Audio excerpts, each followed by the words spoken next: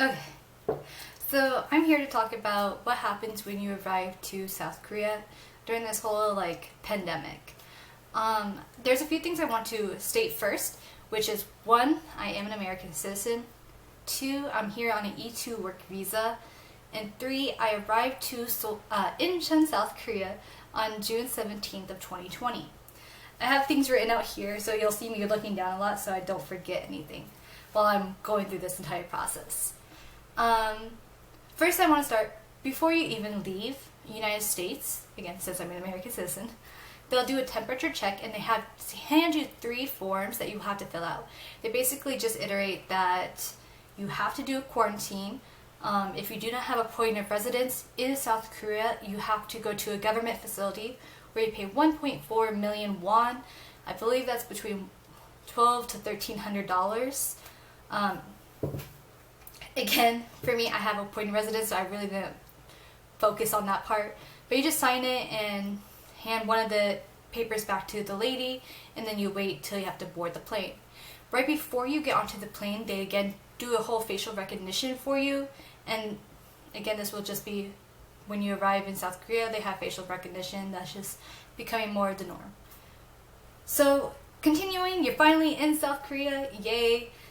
You arrive in Incheon, you get off the plane, and they ask you, are you transferring or is Incheon your final destination? If Incheon is your final destination, you'll continue going forward. If you transfer, I have no idea what happens to you. You do something else. But for me, since Incheon was my final destination, I go to the first round of immigration.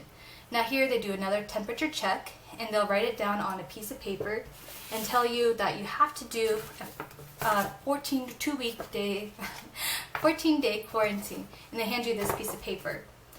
And they also say that within the next 3 days you have to do a COVID test.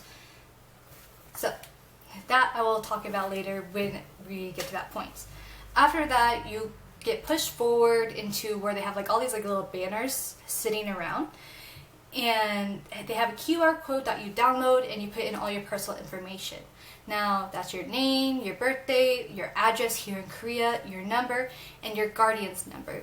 Now this part is, I think, very crucial to your success of getting through all of immigration, is your guardian's phone number.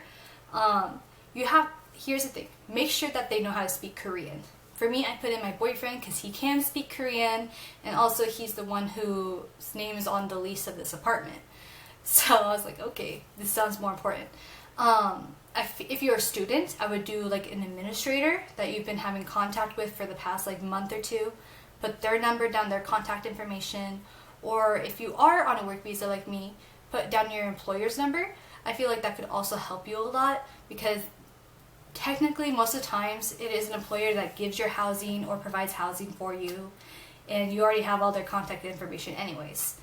The reason why is I'm going to talk about that in a moment. So you put all that in, and you put in the 4 things that you're going to be putting in 2 times a day during your quarantine, which is your temperature and whether you have symptoms of cough, sore throat, or shortness of breath.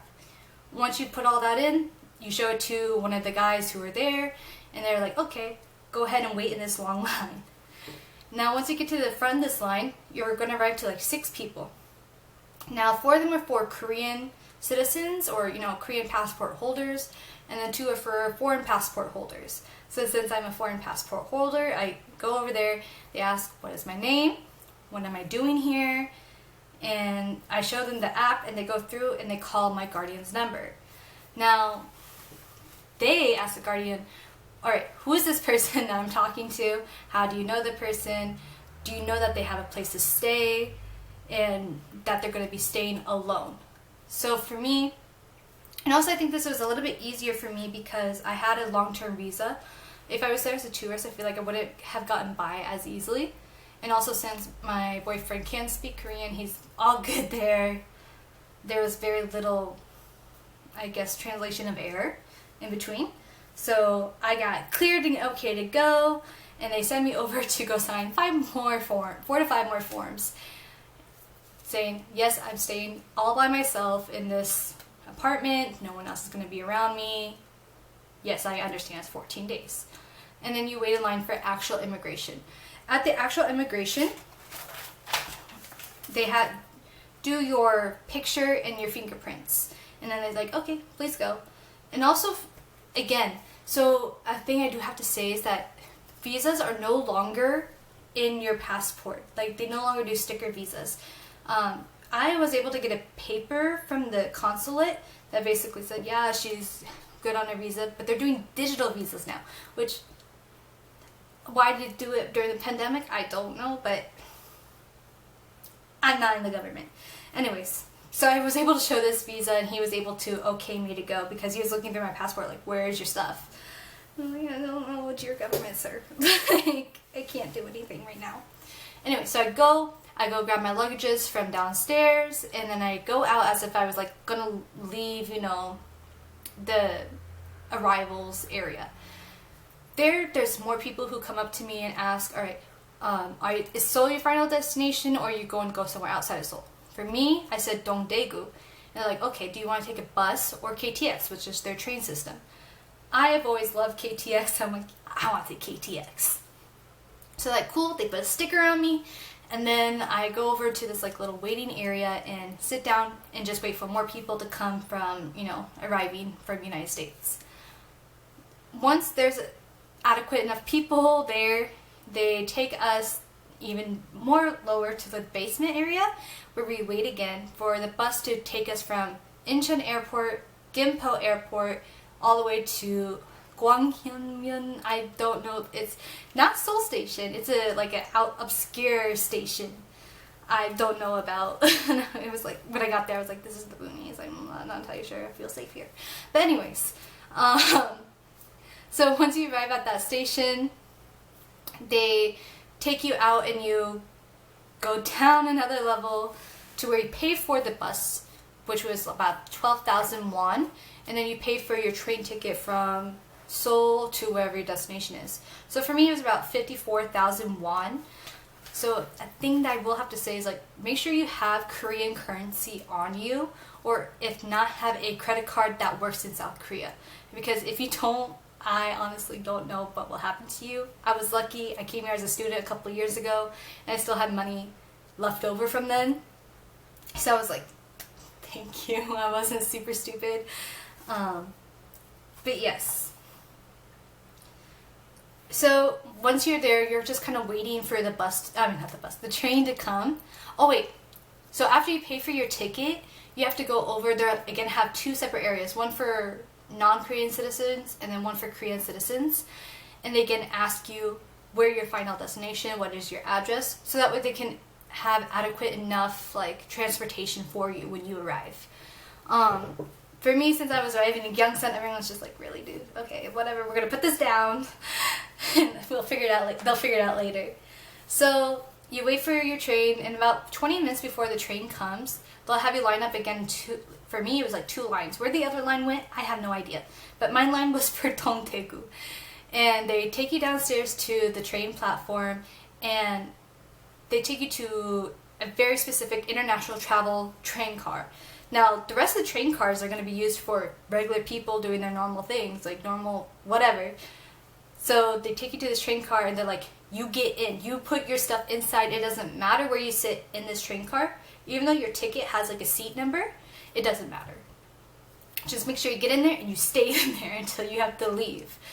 So, because the train is running normal schedule, and there's like a lot of us with a lot of luggage, the dude was like a little stressed out. He was like checking our like suitcases into the train. He's like, we'll worry about it later, just get inside. Anyways, so finally you get on the train. It arrives at Dongdaegu station. For me, again, I'm just talking about my experience more so. And you'll get off and you're waiting for the police to escort you to, well, for us it was upstairs and across the street. Once we arrived across the street, they put our luggages into like one kind of like parking area, where this like elderly lady, she came out with like the disinfecting spray and was going ham on it. She was like, I do not want the Ronas in here. Like, she was very serious about her job. And then you wait in line to say, alright, what's your name and where you're going to again. So again, since I was Gyeongsan, they're like, you need to go wait in that tent. I'm like, why? They're like, go wait in the tent. But for other people who Daegu was their final destination, there they had like special place where they did a COVID test right then and there. Right when you arrive, they did the COVID test. Once the COVID test was done, they had, for people who live in Daegu, a taxi would come up and take them to their final destination. Now for me, since I was a Gyeongsan, I had to wait in the tent and I had to wait a while for my transportation to take me to the government office of Gyeongsan. Finally, after it was a really long time, an ambulance came up and he took me and all my luggage into the ambulance, and he put on like the lights and the sounds, and this is where I had a culture shock, because I'm from the United States. When you hear an ambulance, you move. You go out of the way. You're like, because if you do not get out of the ambulance's way, you are in so much legal trouble. And also, it's just called being a decent human being, right? But in the ambulance, I see people like in the front, like he has all the lights and sounds going on, and they're just sitting there like, I ain't moving. For me, it was absolutely like, I can't, I really can't like believe that something happened. Obviously, I'm not an emergency, but like if there was a grandma having a heart attack here, they're just sitting there like, wow. Anyways, so I'm gonna continue. So I arrive at the Gyeongsan government office where they again reiterate I have to go through the 14-day quarantine by myself, and that I fill out another form initiating like all, you know, information that I know, and they do the COVID test there. After they do the COVID test, the guy again took me in the ambulance to my house. Now since I took an ambulance, for me it was free.